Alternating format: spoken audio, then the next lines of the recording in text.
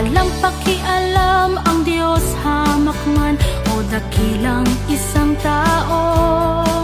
Basta't nakikinig siya sa Diyos, sumusunod sa ipinagkakatiwala at utos niya, kayang makipagtulungan sa gawain, plano't kalooban niya, upang ito'y magpatuloy nang walang hadlang.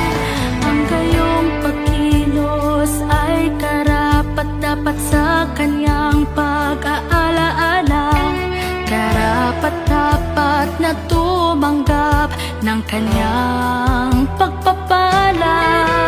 Pinahahalagahan ng Diyos ang gayon mga tao't mga pagkilos nila,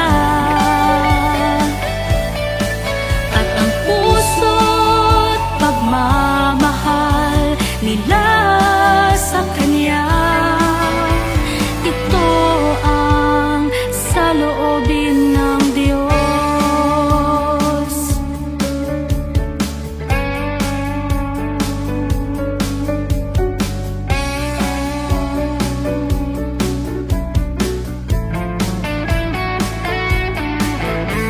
Walang pakialam ang Diyos, hamak man o dakilang isang tao.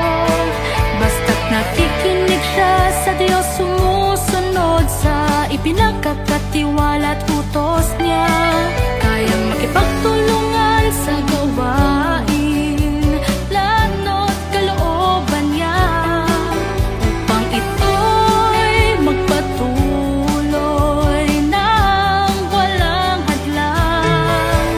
Ang gayong pagkilos ay karapat-dapat sa kanyang pag-aalaala, karapat-dapat na tumanggap ng kanyang pagpapala. Pinahahalagahan ng Diyos ang gayon mga